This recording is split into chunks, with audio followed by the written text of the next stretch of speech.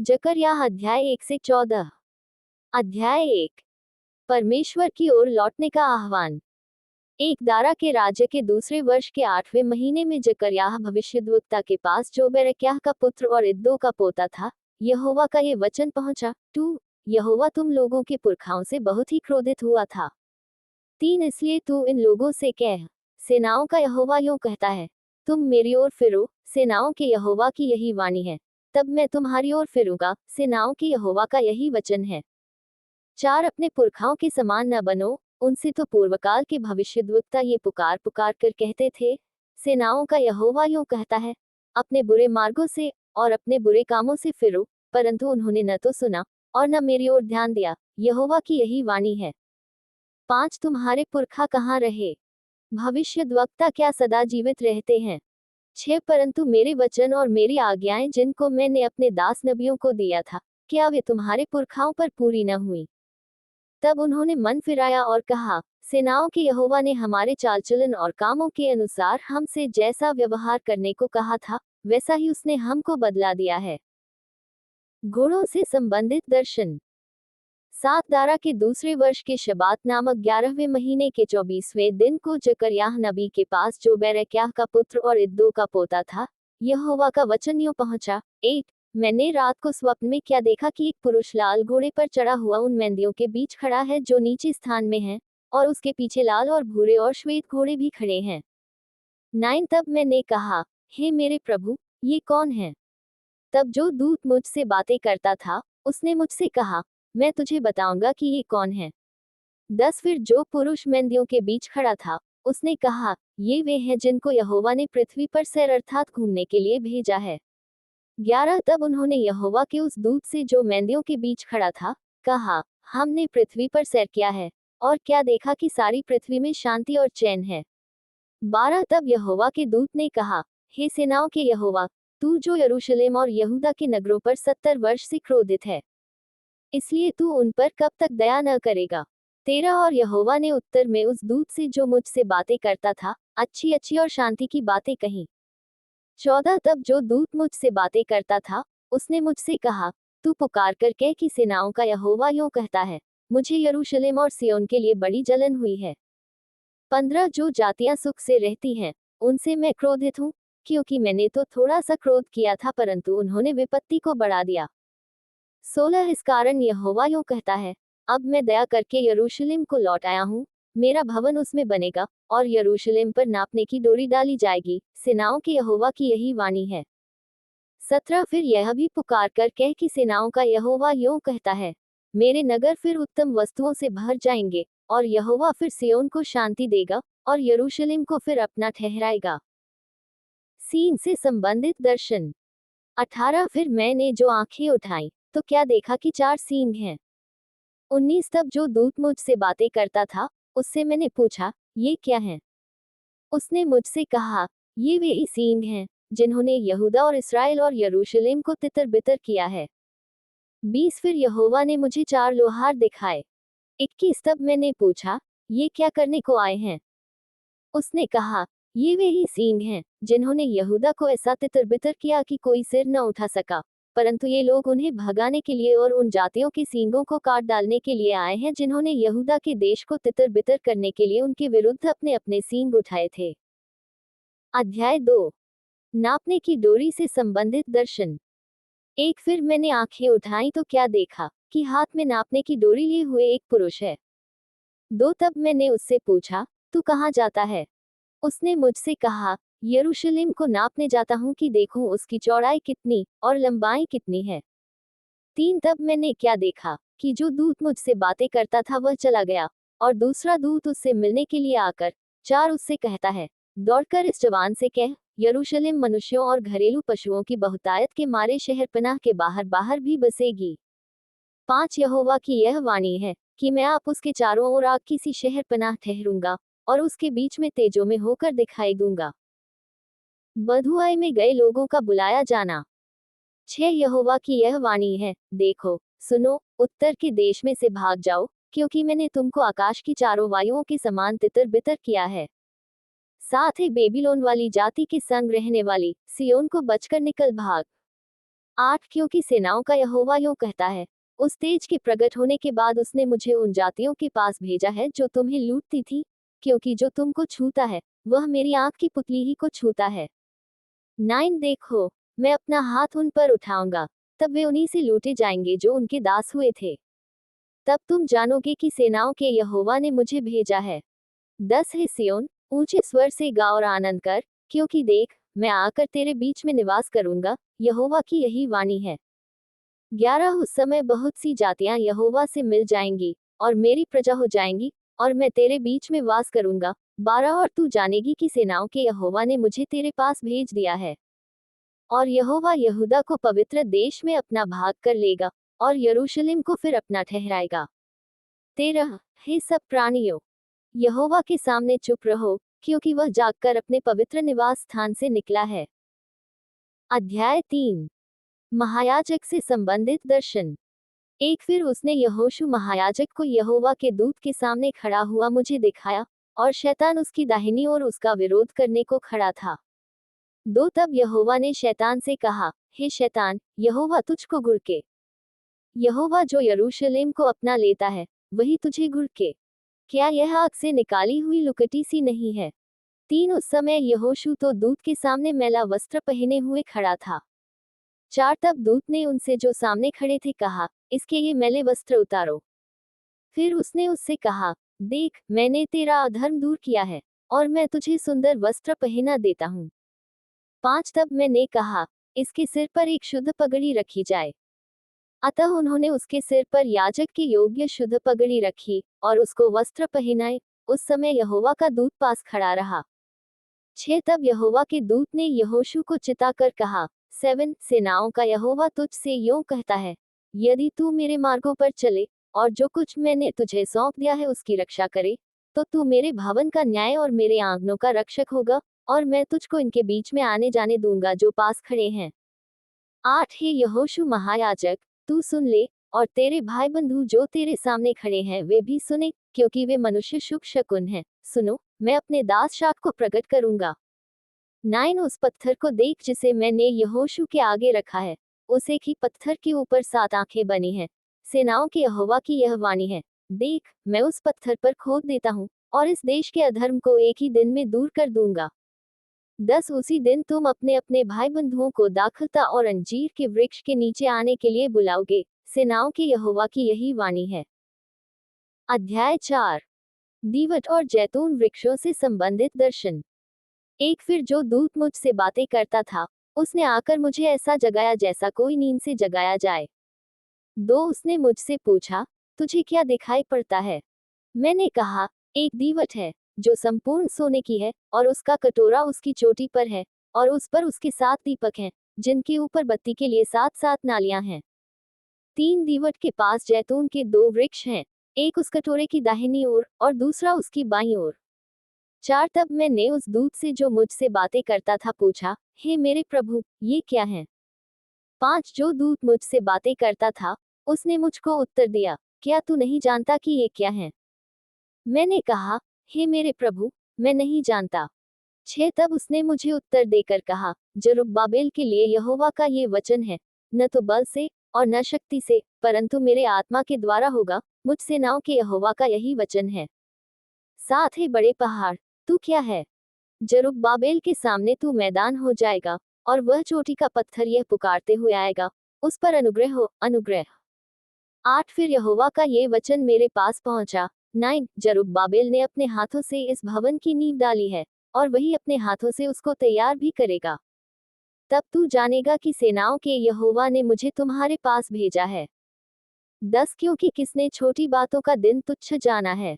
यहोवा अपनी इन 7 आंखों से सारी पृथ्वी पर दृष्टि करके साहुल को जरुब्बाबेल के हाथ में देखेगा, और आनंदित होगा। 11 तब मैंने उससे फिर पूछा, ये 2 जैतून के वृक्ष क्या हैं जो दीवट की दाहिनी बाईं ओर हैं? 12 फिर मैंने दूसरी बार उससे पूछा, जैतून की दोनों डालियां क्या हैं जो सोने की दोनों नालियों के द्वारा अपने में से सुनहरा तेल उंडेलती हैं? 13 उसने मुझसे कहा, क्या तू नहीं जानता कि ये क्या है? मैंने कहा, हे मेरे प्रभु, मैं नहीं जानता।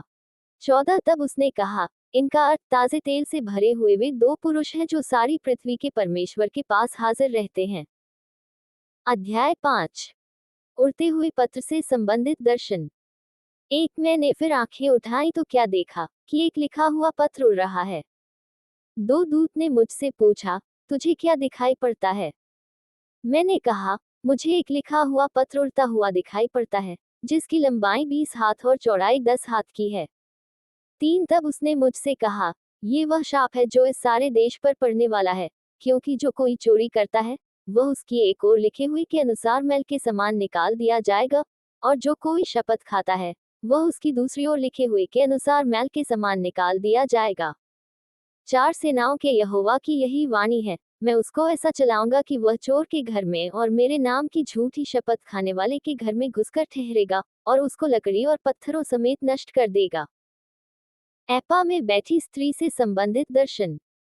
5 तब जो दूत मुझसे बातें करता था, उसने बाहर जाकर मुझसे कहा, आंखें उठाकर देख कि वह क्या वस्तु निकली जा रही है। 6 मैंने पूछा, वह क्या है? उसने कहा, वह वस्तु जो निकली जा रही है वह एक एपा का नाप है। उसने फिर कहा, सारे देश में लोगों का यही रूप है। 7 फिर मैंने क्या देखा कि एपा का शीशे का ढक्कन उठाया जा रहा है, और एक स्त्री है जो एपा के बीच में बैठी है। 8 दूत ने कहा, इसका अर्थ दुष्टता है, और उसने उस स्त्री को एपा के बीच में दबा दिया, और शीशे के उस ढक्कन से एपा का मुंह बंद कर दिया। 9 तब मैंने आंखें उठाई तो क्या देखा कि 2 स्त्रियां चली जाती हैं जिनके पंख पवन में फैले हुए हैं, और उनके पंख लगलग किस्से हैं, और वे एपा को आकाश और पृथ्वी के बीच में उड़ा लिए जा रही हैं। 10 तब मैंने उस दूत से जो मुझसे बातें करता था पूछा, वे एपा को कहाँ लिए जाती हैं?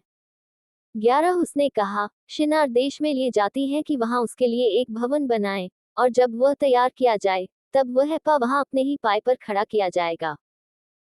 अध्याय 6। 4 रथों से संबंधित दर्शन। एक मैंने फिर आंखें उठाई और क्या देखा कि 2 पहाड़ों के बीच से 4 रथ चले आते हैं, और वे पहाड़ पीतल के हैं। 2 पहले रथ में लाल घोड़े, और दूसरे रथ में काले, 3 तीसरे रथ में श्वेत, और चौथे रथ में चितकबरे और बादामी घोड़े हैं। 4 तब मैंने उस दूत से जो मुझसे बातें करता था पूछा, हे मेरे प्रभु, ये क्या है? 5 दूत ने मुझसे कहा, ये आकाश की चारों वायु हैं जो सारी पृथ्वी के प्रभु के पास उपस्थित रहते हैं, परंतु अब निकल आए हैं। 6 जिस रथ में काले घोड़े हैं वह उत्तर देश की ओर जाता है, और श्वेत घोड़े उनके पीछे पीछे चले जाते हैं, और चितकबरे घोड़े दक्षिण देश की ओर जाते हैं। 7 बादामी घोड़ों ने निकलकर चाहा कि जाकर पृथ्वी पर फेरा करें। अतः दूत ने कहा, जाकर पृथ्वी पर फेरा करो। तब वे पृथ्वी पर फेरा करने लगे। 8 तब उसने मुझसे पुकार कर कहा, देख वे जो उत्तर के देश की ओर जाते हैं, उन्होंने वहां मेरे प्राण को ठंडा किया है। यहोशू का राज्याभिषेक। 9 फिर यहोवा का ये वचन मेरे पास पहुंचा। 10 बधुआई के लोगों में से हेल्दै, तोबियाह और यदायाह से कुछ ले, और उसी दिन तू सपन्याह के पुत्र योशिय्याह के घर में जा जिसमें वे बैबिलोन से आकर उतरे हैं। 11 उनके हाथ से सोना चांदी ले, और मुकुट बनाकर उन्हें यहोसादाक के पुत्र यहोशू महायाजक के सिर पर रख। 12 और उससे ये कह, सेनाओं का यहोवा यूं कहता है, उस पुरुष को देख जिसका नाम शाक है, वह अपने ही स्थान में उठकर यहोवा के मंदिर को बनाएगा। 13 वही यहोवा के मंदिर को बनाएगा और महिमा पाएगा, और अपने सिंहासन पर विराजमान होकर प्रभुता करेगा। उसके सिंहासन के पास एक याजक भी रहेगा, और दोनों के बीच मेल की सम्मति होगी। 14 और वे मुकुट हेलेम, तोबियाह, यदायाह और सपन्याह के पुत्र हैन को मिले, और वे यहोवा के मंदिर में स्मरण के लिए बने रहें। 15 फिर दूर दूर के लोग आकर यहोवा का मंदिर बनाने में सहायता करेंगे, और तुम जानोगे कि सेनाओं के यहोवा ने मुझे तुम्हारे पास भेजा है। यदि तुम मन लगाकर अपने परमेश्वर यहोवा की आज्ञाओं का पालन करो तो ये बात पूरी होगी। अध्याय 7। झूठे उपवास की भर्त्सना। एक फिर दारा राजा के चौथे वर्ष के किस्लेव नामक 9वें महीने के चौथे दिन को यहोवा का वचन जकर्याह के पास पहुंचा। 2 बेतेल वासियों ने शरेसेर और रेगेम-मेलेक को इसलिए भेजा था कि यहोवा से विनती करें। 3 और सेनाओं के यहोवा के भवन के याजकों से और भविष्यद्वक्ताओं से भी ये पूछें, क्या हमें उपवास करके रोना चाहिए जैसे कि कितने वर्षों से हम 5वें महीने में करते आए हैं? 4 तब सेनाओं के यहोवा का ये वचन मेरे पास पहुंचा। 5 सब साधारण लोगों से और याजकों से कह कि जब तुम इन 70 वर्षों के बीच 5वें और 7वें महीनों में उपवास और विलाप करते थे, तब क्या तुम सचमुच मेरे ही लिए उपवास करते थे? 6 जब तुम खाते पीते हो, तो क्या तुम अपने ही लिए नहीं खाते, और क्या अपने ही लिए नहीं पीते हो? 7 क्या ये वही वचन नहीं है जो यहोवा पूर्वकाल के भविष्यद्वक्ताओं के द्वारा उस समय पुकार कर कहता रहा जब यरूशलेम अपने चारों ओर के नगरों समेत चैन से बसा हुआ था, और दक्षिण देश और नीचे का देश भी बसा हुआ था। बधुआई का कारण आज्ञा का उल्लंघन। 8 फिर यहोवा का ये वचन जकर्याह के पास पहुंचा। सेनाओं के यहोवा ने यूं कहा है, 9 खराई से न्याय चुकाना, और एक दूसरे के साथ कृपा और दया से काम करना। 10 न तो विधवा पर अंधेर करना, न अनाथों पर, न परदेशी पर, और न दीन जन पर, और न अपने अपने मन में एक दूसरे की हानि की कल्पना करना। 11 परंतु उन्होंने चित लगाना न चाहा, और हठ किया, और अपने कानों को बंद कर लिया ताकि सुन न सकें। 12 वरन उन्होंने अपने हृदय को इसलिए पत्थर सा बना लिया कि वे उस व्यवस्था और उन वचनों को न मान सके जिन्हें सेनाओं के यहोवा ने अपने आत्मा के द्वारा पूर्वकाल के भविष्यद्वक्ताओं से कहला भेजा था।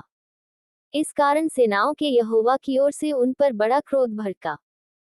13 सेनाओं के यहोवा का यही वचन है, जैसे मेरे पुकारने पर उन्होंने नहीं सुना, वैसे ही उनके पुकारने पर मैं भी न सुनूंगा। 14 वरन मैं उन्हें उन सब जातियों के बीच जिन्हें वे नहीं जानते, आंधी के द्वारा तितर बितर कर दूंगा, और उनका देश उनके पीछे ऐसा उजाड़ पड़ा रहेगा कि उसमें किसी का आना जाना न होगा। इसी प्रकार से उन्होंने मनोहर देश को उजाड़ दिया। अध्याय 8 यरूशलेम के पुनः निर्माण की प्रतिज्ञा। 1 फिर सेनाओं के यहोवा का ये वचन मेरे पास पहुंचा। 2 सेनाओं का यहोवा यूं कहता है, सियोन के लिए मुझे बड़ी जलन हुई वरन बहुत ही जलजलाहट मुझ में उत्पन्न हुई है।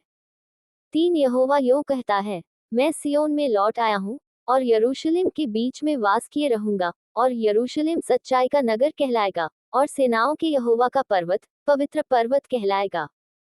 4 सेनाओं का यहोवा यूं कहता है, यरूशलेम के चौकों में फिर बूढ़े और बूढ़ियां बहुत आयु की होने के कारण अपने अपने हाथ में लाठी लिए हुए बैठा करेगी। 5 नगर के चौक खेलने वाले लड़कों और लड़कियों से भरे रहेंगे। 6 सेनाओं का यहोवा यूं कहता है, चाहे उन दिनों में यह बात इन बचे हुओं की दृष्टि में अनोखी ठहरे, परंतु क्या मेरी दृष्टि में भी यह अनोखी ठहरेगी? सेनाओं के यहोवा की यही वाणी है। 7 सेनाओं का यहोवा यूं कहता है, देखो, मैं अपनी प्रजा का उद्धार करके उसे पूर्व से और पश्चिम से ले आऊंगा। 8 और मैं उन्हें ले आकर यरूशलेम के बीच में बसाऊंगा, और वे मेरी प्रजा ठहरेंगे और मैं उनका परमेश्वर ठहरूंगा। ये तो सच्चाई और धर्म के साथ होगा। 9 सेनाओं का यहोवा यूं कहता है, तुम इन दिनों में ये वचन उन भविष्यद्वक्ताओं के मुख से सुनते हो जो सेनाओं के यहोवा के भवन की नींव डालने के समय अर्थात मंदिर के बनने के समय में थे।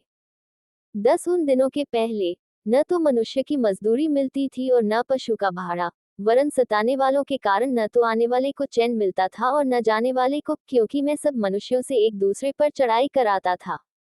11 परंतु अब मैं इस प्रजा के बचे हुओं से ऐसा बर्ताव न करूंगा जैसा कि पहले के दिनों में करता था। सेनाओं के यहोवा की यही वाणी है।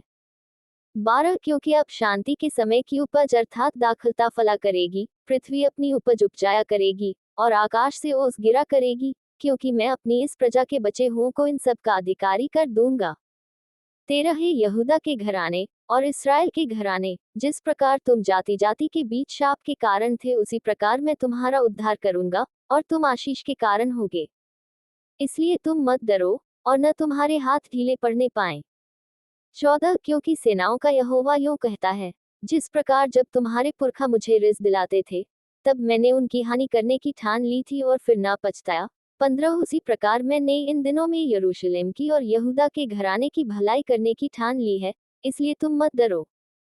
16 जो काम तुम्हें करना चाहिए वे ये हैं, एक दूसरे के साथ सत्य बोला करना, अपनी कचहरियों में सच्चाई का और मेल मिलाप की नीति का न्याय करना।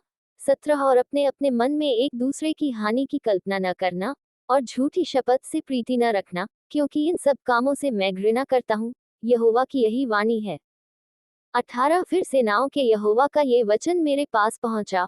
19 सेनाओं का यहोवा यूं कहता है, चौथे, 5वें, 7वें और 10वें महीने में जो जो उपवास के दिन होते हैं, वे यहूदा के घराने के लिए हर्ष और आनंद और उत्सव के पर्वों के दिन हो जाएंगे, इसलिए अब तुम सच्चाई और मेल मिलाप से प्रीति रखो। 20 सेनाओं का यहोवा यूं कहता है, ऐसा समय आने वाला है कि देश देश के लोग और बहुत नगरों के रहने वाले आएंगे। 21 और एक नगर के रहने वाले दूसरे नगर के रहने वालों के पास जाकर कहेंगे, यहोवा से विनती करने और सेनाओं के यहोवा को ढूंढने के लिए चलो, मैं तो जा रहा हूँ। 22 बहुत से देशों के वरन सामर्थी जातियों के लोग यरूशलेम में सेनाओं के यहोवा को ढूंढने और यहोवा से विनती करने के लिए आएंगे। 23 सेनाओं का यहोवा यूं कहता है, उन दिनों में भांति भांति की भाषा बोलने वाली सब जातियों में से 10 मनुष्य एक यहूदी पुरुष के वस्त्र की छोर को ये कहकर पकड़ लेंगे, हम तुम्हारे संग चलेंगे, क्योंकि हमने सुना है कि परमेश्वर तुम्हारे साथ है। अध्याय 9। पड़ोसी राज्यों का न्याय। वनहद्राक देश के विषय में यहोवा का कहा हुआ भारी वचन जो दमिश्क पर भी पड़ेगा। क्योंकि यहोवा की दृष्टि मनुष्य जाति की और इसराइल के सब गोत्रों की ओर लगी है, दो हमात की ओर जो दमिश्क के निकट है, और सोर और सीदोन की ओर, ये तो बहुत ही बुद्धिमान है। 3 सोर ने अपने लिए एक गढ़ बनाया, और धूल के किनकों के समान चांदी, और सड़कों की कीच के समान चोखा सोना बटोर रखा है। 4 देखो, परमेश्वर उसको दूसरों के अधिकार में कर देगा, और उसके घमंड को तोड़कर समुद्र में डाल देगा, और वह नगर आग का कौर हो जाएगा। 5 ये देखकर अश्कलोन डरेगा, गाजा को दुख होगा, और एक्रोन भी डरेगा, क्योंकि उसकी आशा टूटेगी, और गाजा में फिर राजा न रहेगा और अश्कलोन फिर बसी न रहेगी। 6 अशडोद में अनजाने लोग बसेंगे, इसी प्रकार मैं पलिश्तियों के गर्व को तोड़ूंगा। 7 मैं उसके मुंह में से आहेर का लहू और घिनौनी वस्तुएं निकाल दूंगा, तब उनमें से जो बचा रहेगा वह हमारे परमेश्वर का जन होगा, और यहूदा में अधिपति सा होगा, और एक्रोन के लोग यबूसियों के समान बनेंगे। 8 तब मैं उस सेना के कारण जो पास से होकर जाएगी और फिर लौट आएगी, अपने भवन के आसपास छावनी किए रहूंगा, और कोई सताने वाला फिर उनके पास से होकर न जाएगा, क्योंकि मैं ये बातें अब भी देखता हूँ। सियोन का आगामी राजा। 9 हे सियोन बहुत ही मगन हो, हे यरूशलेम जय जयकार कर, क्योंकि तेरा राजा तेरे पास आएगा, वह धर्मी और उद्धार पाया हुआ है, वह दीन है, और गदहे पर वरन गधी के बच्चे पर चढ़ा हुआ आएगा। 10 मैं एप्रैम के रथ और यरूशलेम के घोड़े नष्ट करूंगा, और युद्ध के धनुष तोड़ डाले जाएंगे, और वह जाति जाति से शांति की बातें कहेगा, वह समुद्र से समुद्र तक और महान से पृथ्वी के दूर दूर के देशों तक प्रभुता करेगा। परमेश्वर के जनों की पुनः प्रतिष्ठा। 11 तू भी सुन, क्योंकि मेरी वाचा के लहू के कारण मैंने तेरे बंदियों को बिना जल के गड्ढे में से उबार लिया है। 12 हे आशा धरे हुए बंदियों, गढ़ की ओर फिरो, मैं आज ही बताता हूँ कि मैं तुमको बदले में दोना सुख दूंगा। 13 क्योंकि मैंने धनुष के समान यहूदा को चढ़ाकर उस पर तीर के समान एप्रैम को लगाया है। मैं सियोन के निवासियों को यूनान के निवासियों के विरुद्ध उभारूंगा, और उन्हें वीर की तलवार सा कर दूंगा। 14 तब यहोवा उनके ऊपर दिखाई देगा, और उसका तीर बिजली के समान छूटेगा, और परमेश्वर यहोवा नरसिंगा फूंककर दक्षिण देश की सी आंधी में होके चलेगा। 15 सेनाओं का यहोवा ढाल से उन्हें बचाएगा, और वे अपने शत्रुओं का नाश करेंगे, और उनके गोफन के पत्थरों पर पांव रखेंगे, और वे पीकर ऐसा कोलाहल करेंगे जैसा लोग दाखमधु पीकर करते हैं, और वे कटोरे के समान या वेदी के कोने के समान भरे जाएंगे। 16 उस समय उनका परमेश्वर यहोवा उनको अपनी प्रजारूपी भेड़ बकरियां जानकर उनका उद्धार करेगा, और वे मुकुटमणि ठहर के उसकी भूमि से बहुत ऊंचे पर चमकते रहेंगे। 17 उसका क्या ही कुशल और क्या ही शोभा उसकी होगी। उसके जवान लोग अन्न खाकर और कुमारियां नया दाखमधु पीकर हृष्ट पुष्ट हो जाएंगी। अध्याय 10। छुटकारे की प्रतिज्ञा। एक बरसात के अंत में यहोवा से वर्षा मांगो, यहोवा से जो बिजली चमकाता है, और वह उनको वर्षा देगा और हर एक के खेत में हरियाली उपजाएगा। 2 क्योंकि गृहदेवता अनर्थ बात कहते और भावी कहने वाले झूठा दर्शन देखते और झूठे स्वप्न सुनाते और व्यर्थ शांति देते हैं। इस कारण लोग भेड़ बकरियों के समान भटक गए, और चरवाहे न होने के कारण दुर्दशा में पड़े हैं। 3 मेरा क्रोध चरवाहों पर भड़का है, और मैं उन बकरों को दंड दूंगा, क्योंकि सेनाओं का यहोवा अपने झुंड अर्थात यहूदा के घराने का हाल देखने को आएगा, और लड़ाई में उनको अपना हृष्टपुष्ट घोड़ा सा बनाएगा। 4 उसी में से कोने का पत्थर, उसी में से खूंटी, उसी में से युद्ध का धनुष, उसी में से सब प्रधान प्रकट होंगे। 5 वे ऐसे वीरों के समान होंगे जो लड़ाई में अपने बैरियों को सड़कों की कीच के समान रौंदते हों। वे लड़ेंगे क्योंकि यहोवा उनके संग रहेगा, इस कारण वे वीरता से लड़ेंगे और सवारों की आशा टूटेगी। 6 मैं यहूदा के घराने को पराक्रमी करूंगा और यूसुफ के घराने का उद्धार करूंगा। मुझे उन पर दया आई है, इस कारण मैं उन्हें लौटा लाकर उन्हीं के देश में बसाऊंगा, और वे ऐसे होंगे मानो मैंने उनको मन से नहीं उतारा। मैं उनका परमेश्वर यहोवा हूँ, इसलिए उनकी सुन लूंगा। 7 एप्रैमी लोग वीर के समान होंगे और उनका मन ऐसा आनंदित होगा जैसे दाखमधु से होता है। ये देखकर उनके बच्चे आनंद करेंगे और उनका मन यहोवा के कारण मगन होगा। 8 मैं सीटी बजाकर उनको इकट्ठा करूंगा, क्योंकि मैं उनका छुड़ाने वाला हूँ, और वे ऐसे बढ़ेंगे जैसे पहले बड़े थे। 9 यद्यपि मैं उन्हें जाति जाति के लोगों के बीच बिखेर दूंगा तो भी वे दूर दूर देशों में मुझे स्मरण करेंगे और अपने बालकों समेत जीवित लौट आएंगे। 10 मैं उन्हें मिस्र देश से लौटा लाऊंगा और अश्शूर से इकट्ठा करूंगा, और गिलाद और लबानोन के देशों में ले आकर इतना बढ़ाऊंगा कि वहां वे समा न सकेंगे। 11 वह उस कष्टदायी समुद्र में से होकर उसकी लहरें दबाता हुआ जाएगा और नील नदी का सब गहरा जल सूख जाएगा। अश्शूर का घमंड तोड़ा जाएगा और मिस्र का राजदंड जाता रहेगा। 12 मैं उन्हें यहोवा द्वारा पराक्रमी करूंगा और वे उसके नाम से चले फिरेंगे, यहोवा की यही वाणी है। अध्याय 11 अत्याचारियों का पतन। एक है लबानोन, आग को रास्ता दे कि वह आकर तेरे देवदारों को भस्म करे। 2 हे सनोबरो, हाय हाय करो, क्योंकि देवदार गिर गया है और बड़े से बड़े वृक्ष नष्ट हो गए हैं। हे बाशान के बांज वृक्षों, हाय हाय करो, क्योंकि अगम्य वन काटा गया है।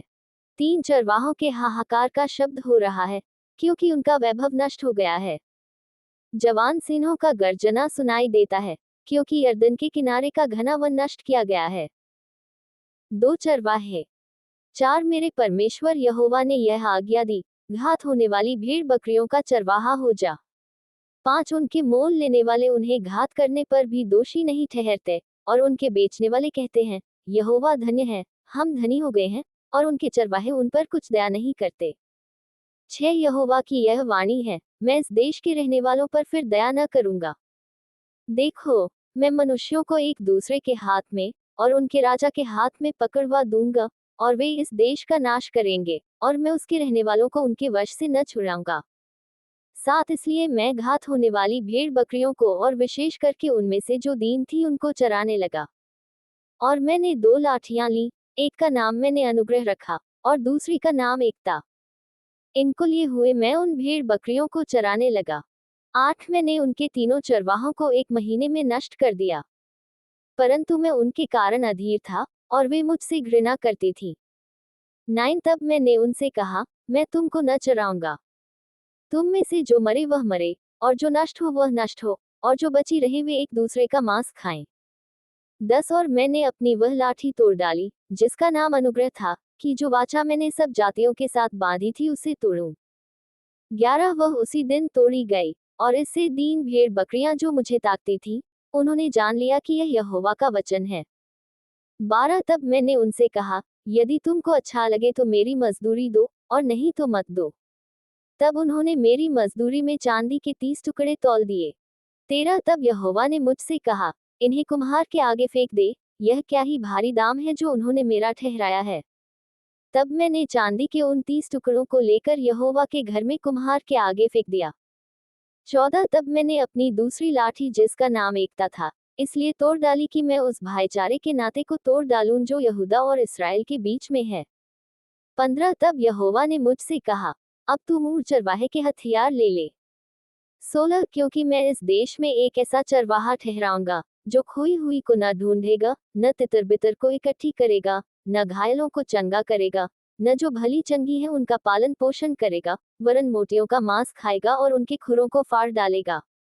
17 हाय उस निकम्मे चरवाहे पर जो भेड़ बकरियों को छोड़ जाता है। उसकी बाँह और दाहिनी आंख दोनों पर तलवार लगेगी, तब उसकी बाँह सूख जाएगी और उसकी दाहिनी आंख फूट जाएगी। अध्याय 12 भविष्य में यरूशलेम का छुटकारा।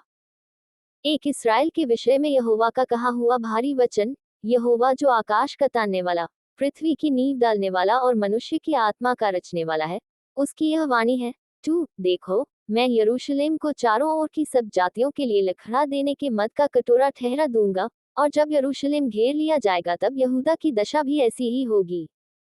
3 उस समय पृथ्वी की सारी जातियां यरूशलेम के विरुद्ध इकट्ठी होंगी, तब मैं उसको इतना भारी पत्थर बनाऊंगा कि जो उसको उठाएंगे वे बहुत ही घायल होंगे। 4 यहोवा की यह वाणी है, उस समय मैं हर एक घोड़े को घबरा दूंगा और उसके सवार को घायल करूंगा। परंतु मैं यहूदा के घराने पर कृपा दृष्टि रखूंगा, जब मैं अन्य जातियों के सब घोड़ों को अंधा कर डालूंगा। 5 तब यहूदा के अधिपति सोचेंगे, यरूशलेम के निवासी अपने परमेश्वर सेनाओं के यहोवा की सहायता से मेरे सहायक बनेंगे। 6 उस समय मैं यहूदा के अधिपतियों को ऐसा कर दूंगा, जैसी लकड़ी के ढेर में आग भरी अंगीठी या पुले में जलती हुई मशाल होती है, अर्थात वे दाहिने बाएं चारों ओर के सब लोगों को भस्म कर डालेंगे, और यरूशलेम जहां अब बसी है वहीं बसी रहेगी, यरूशलेम में ही। 7 यहोवा पहले यहूदा के तंबुओं का उद्धार करेगा, कहीं ऐसा न हो कि दाऊद का घराना और यरूशलेम के निवासी अपने अपने वैभव के कारण यहूदा के विरुद्ध बढ़ाई मारें। 8 उस समय यहोवा यरूशलेम के निवासियों को मानो ढाल से बचा लेगा, और उस समय उनमें से जो ठोकर खाने वाला हो वह दाऊद के समान होगा, और दाऊद का घराना परमेश्वर के समान होगा, अर्थात यहोवा के उस दूत के समान जो उनके आगे आगे चलता था। 9 उस समय मैं उन सब जातियों का नाश करने का यत्न करूंगा जो यरूशलेम पर चढ़ाई करेगी।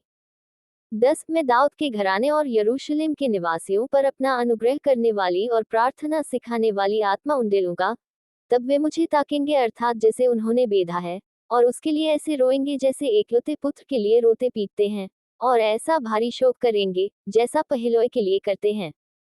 11 उस समय यरूशलेम में इतना रोना पीटना होगा जैसा मगिद्दोन की तराई में हदद्रिम्मोन में हुआ था।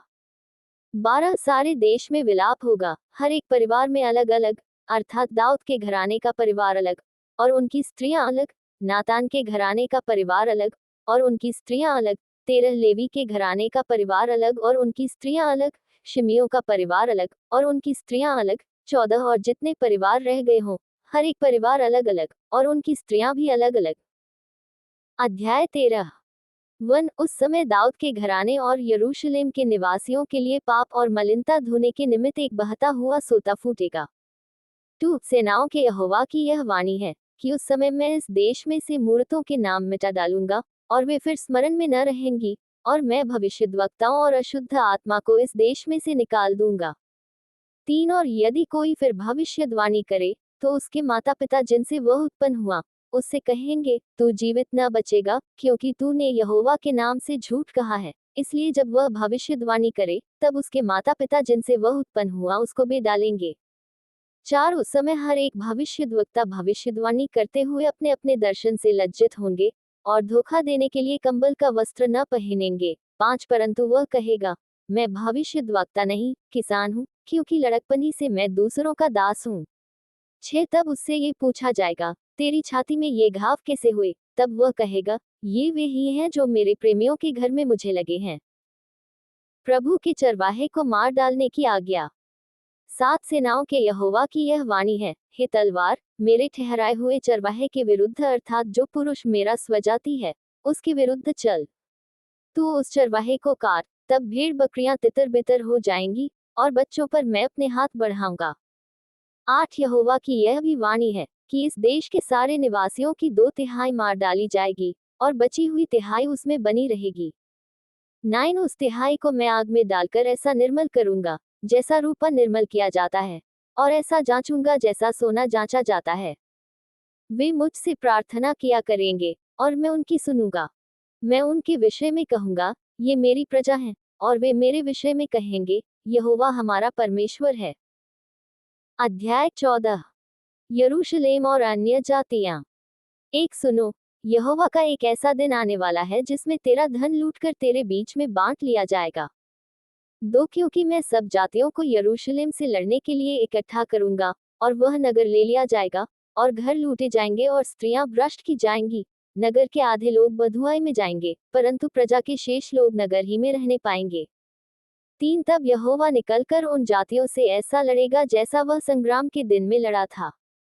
4 उस दिन वह जैतून के पर्वत पर पांव रखेगा, जो पूर्व की ओर यरूशलेम के सामने है, तब जैतून का पर्वत पूर्व से लेकर पश्चिम तक बीचों बीच से फटकर बहुत बड़ा खड्ड हो जाएगा। तब आधा पर्वत उत्तर की ओर और आधा दक्षिण की ओर हट जाएगा।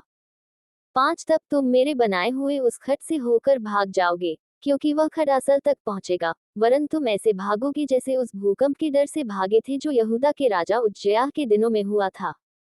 तब मेरा परमेश्वर यहोवा आएगा, और सब पवित्र लोग उसके साथ होंगे। 6 उस दिन कुछ उजियाला न रहेगा, क्योंकि ज्योतिगण सिमट जाएंगे। 7 और लगातार एक ही दिन होगा जिसे यहोवा ही जानता है। न तो दिन होगा और न रात होगी, परंतु सांझ के समय उजियाला होगा। 8 उस दिन यरूशलेम से बहता हुआ जल फूट निकलेगा, उसकी एक शाखा पूरब के ताल और दूसरी पश्चिम के समुद्र की ओर बहेगी, और धूप के दिनों में और जाड़े के दिनों में भी बराबर बहती रहेंगी। 9 तब यहोवा सारी पृथ्वी का राजा होगा, और उस दिन एक ही यहोवा और उसका नाम भी एक ही माना जाएगा। 10 गेबा से लेकर यरूशलेम के दक्षिण की ओर के रिम्मोन तक सब भूमि अराबा के समान हो जाएगी, परंतु वह ऊंची होकर बिन्यामीन के फाटक से लेकर पहले फाटक के स्थान तक, और कोने वाले फाटक तक, और हनेल की गुम्मत से लेकर राजा के दाखर से कुंडों तक अपने स्थान में बसेगी। 11 लोग उसमें बसेंगे, क्योंकि फिर सत्यानाश का शाप न होगा, और यरूशलेम बेखट के बसी रहेगी। 12 जितनी जातियों ने यरूशलेम से युद्ध किया है उन सबों को यहोवा ऐसी मार से मारेगा कि खड़े खड़े उनका मांस सड़ जाएगा, और उनकी आंखें अपने गोलकों में सड़ जाएंगी, और उनकी जीभ उनके मुंह में सड़ जाएगी। 13 उस समय यहोवा की ओर से उनमें बड़ी घबराहट पैठेगी, और वे एक दूसरे के हाथ को पकड़ेंगे, और एक दूसरे पर अपने अपने हाथ उठाएंगे। 14 यहूदा भी यरूशलेम में लड़ेगा, और सोना चांदी वस्त्र आदि चारों ओर की सब जातियों की धन संपत्ति उसमें बटोरी जाएगी। 15 और घोड़े खच्चर ऊंट और गदहे वरन जितने पशु उनकी छावनियों में होंगे वे भी ऐसी ही बीमारी से मारे जाएंगे। 16 तब जितने लोग यरूशलेम पर चढ़ने वाली सब जातियों में से बचे रहेंगे, वे प्रति वर्ष राजा को अर्थात सेनाओं के यहोवा को दंडवत करने और झोपड़ियों का पर्व मानने के लिए यरूशलेम को जाया करेंगे। 17 और पृथ्वी के कुलों में से जो लोग यरूशलेम में राजा अर्थात सेनाओं के यहोवा को दंडवत करने के लिए न जाएंगे, उनके यहाँ वर्षा न होगी। 18 यदि मिस्र का कुल वहां न आए, तो क्या उन पर वह मरी न पड़ेगी जिससे यहोवा उन जातियों को मारेगा जो झोपड़ियों का पर्व मानने के लिए न जाएंगे। 19 यह मिस्र का और उन सब जातियों का पाप ठहरेगा जो झोपड़ियों का पर्व मानने के लिए न जाएंगे। 20 उस दिन घोड़ों की घंटियों पर भी ये लिखा रहेगा, यहोवा के लिए पवित्र। और यहोवा के भवन की हंडियां उन कटोरों के तुल्य पवित्र ठहरेंगी जो वेदी के सामने रहते हैं। 21 वरन यरूशलेम में और यहूदा देश में सब हंडियां सेनाओं के यहोवा के लिए पवित्र ठहरेंगी, और सब मेलबलि करने वाले आकर उन हंडियों में मांस पकाया करेंगे। तब सेनाओं के यहोवा के भवन में फिर कोई व्यापारी न पाया जाएगा।